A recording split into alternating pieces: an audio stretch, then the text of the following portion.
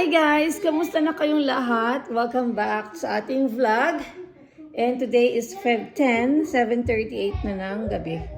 Kakatapos ko lang maghugas ng mga dishes and magbi-mini haul lang ako guys kasi nagpunta ako ng Macy's kanina and may mga nabili akong mga naka-clearance. Katulad nito, oh, di ba? Isang ankle high rise na straight leg na pantalon. Pero yung malambot lang na tela. So, 'di ba? Dati siyang naka $70, ngayon $9 na lang. Oh, yan. Pwede nating partneran ito ng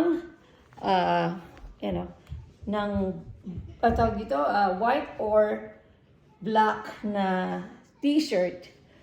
Tapos white na shoes. So, ayan yung ating nabili. Ang cute lang niya, guys. Tapos, ito, nabili ko rin. Pang fall na color or pang, siguro, fall and winter. Ito, ang cute-cute din niya. Patak sa inyo. Ayan, cute. Ayan. Ayan. May dalawa siyang bulsa, guys. Ito ay naka-sale din. Diba? Ang ganda rin niya. Oh, ewan ko nakikita niyo. So, mini lang to guys mini haul. may upload lang ako sa aking what is this? Aking vlog YouTube channel. So dati siyang $80, nabili ko lang siya ng $19. Ang tatak nito ay let me see. RIP Curl. I don't know ano yung brand na yan, but ito. Cute lang siya. Tapos isa pa. Puro mga pang na to guys, pang winter or fall color. Nagustuhan ko yung kulay nito. Light green. Ito naman, dati siya $44 na ngayon ay naka $14. So, cute din ito. Tapos lang ako. White siguro sa loob or black.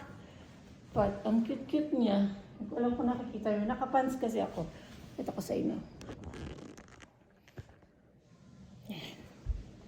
Ganyan yung itsura niya. Meron lang siyang malaking style na malaking pocket dito. Tanggalin ko nga yan. Malaking pocket. Style lang niya yan.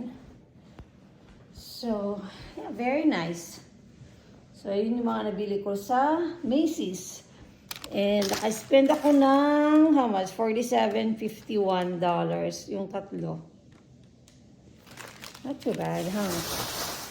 So, hindi ko pa naman magagamit ito, guys, kasi mainit na dito. So, spring na, papuntang summer in a couple months.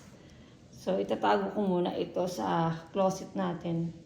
Tatak nito is Celebrity Pink from Macy's. So, yan lang guys. And Happy Mother's Day guys sa lahat ng mom. Sa lahat ng mommy dyan. Happy Mother's Day sa inyong lahat. Hope you enjoy your day. And, yun lang.